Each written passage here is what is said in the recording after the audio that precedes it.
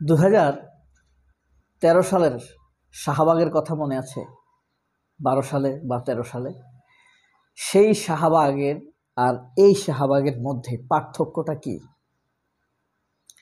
সেই শাহবাগ হয়েছিল কাদের মোল্লাকে ফাঁসি দেওয়ার জন্য। আদালতের রায়ে কাদের মোল্লার ফাঁসি হয়নি, নিরপরাধ নির্দোষ লোকটাকে তখন যাবজ্জীবন দেওয়া হয়েছিল। কিন্তু ফ্যাসিবাদের সফট ক্যান্টনমেন্ট খ্যাত এই প্রথম আলো, সিপিবি, ছাত্র ইউনিয়ন, তারা সিদ্ধান্ত নিল কাদের মোল্লার ফাঁসি হতেই হবে। অর্থাৎ রায়টা আদালত দেয়নি, এই সিপিবি, ছাত্র ইউনিয়ন, প্রথম আলো দিয়েছে।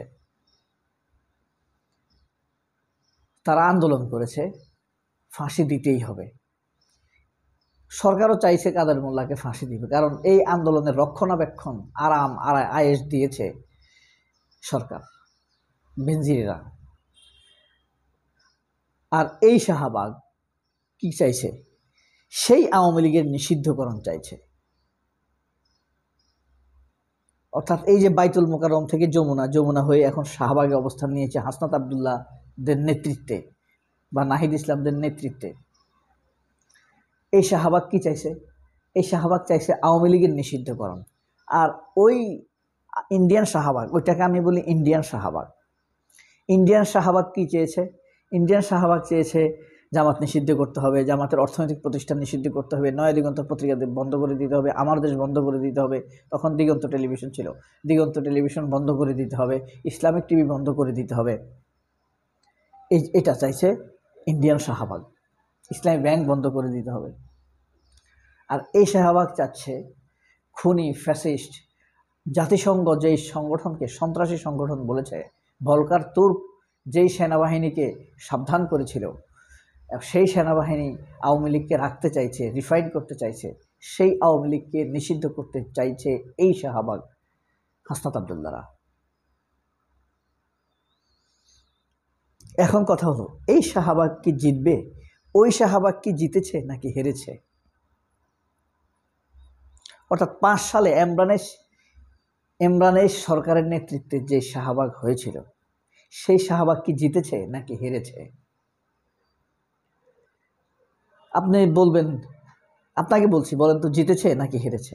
আপনি নিশ্চয়ই বলবেন জিতেছে, কারণ তারা যা চেয়েছে তাই পেয়েছে। তারা চেয়েছে কাদের মোল্লার ফাঁসি, কাদের মোল্লার ফাঁসি হয়েছে। তারা চেয়েছে প্রথম আলো রাজত্ব করবে, মিথ্যা সংবাদ ছড়াবে, কিন্তু তাকে মিথ্যা বলা যাবে না। ডেইলি স্টারের মাহফুজ আনাম মিথ্যা সংবাদ ছড়াবে, ভারতের হেজিমনি ছড়াবে, তাকে প্রতিবাদ করা যাবে না। জিতেছে। কাদের মোল্লার ফাঁসি চেয়েছে, তারা জিতেছে, কাদের মোল্লার ফাঁসি হয়েছে। তার সাথে আরও অনেকের ফাঁসি হয়েছে। তার মানে জয় তাদের উপর দিয়ে গিয়েছে। এরপরে আপনার এই যে ইসলামী ব্যাংক হাতছাড়া হয়েছে, জিতেছে। দিগন্ত টিভি বন্ধ হয়েছে, জিতেছে। মানে ইসলামকে ভারত যেভাবে ইসলামের উপর অত্যাচার করে, এখানেও আপনি ইসলামের উপরে তছনছ করে দিতে হবে।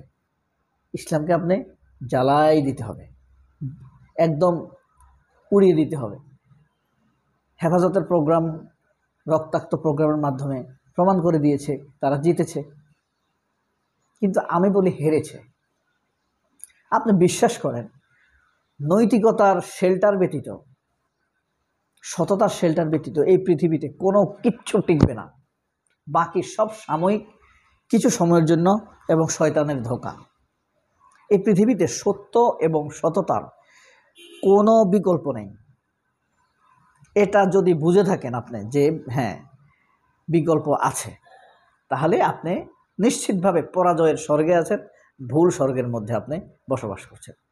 আপনি ধরেন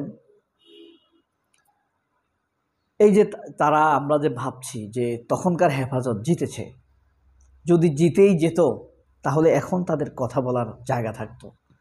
কারণ তারা এখন পরিচয় দিতে পারছে না তারা শাহবাগী। তাদের পরাজয় কত ভয়াবহ দেখেন। আগামী 50 বছরে তারা পরিচয় দিতে পারবে না তারা শাহবাগী। পারবে?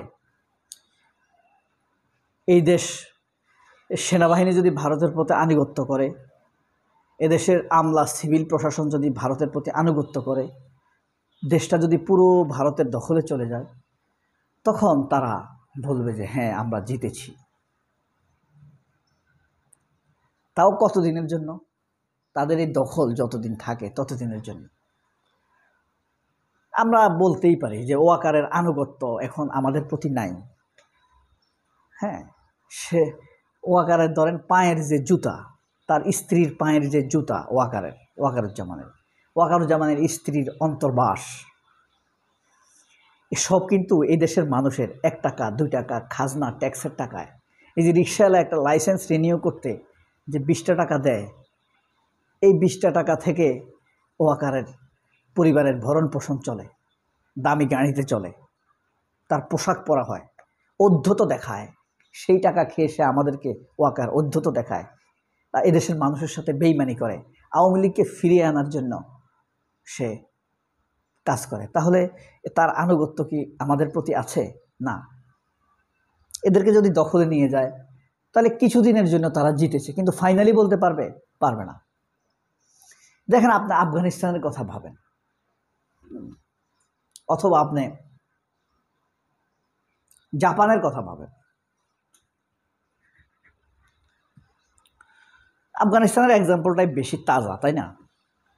আফগানিস্তানে যে সরকার ছিল তালেবানদের আগে, সেটা তারা বলেছে না তারা জিতেছে,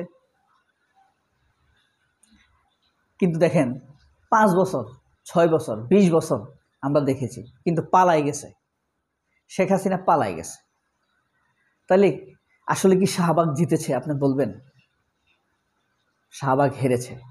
এমন হারা হেরেছে, শাহবাগীদের সন্তানও পরিচয় দিতে পারবে না যে তার বাপ শাহবাগী ছিল।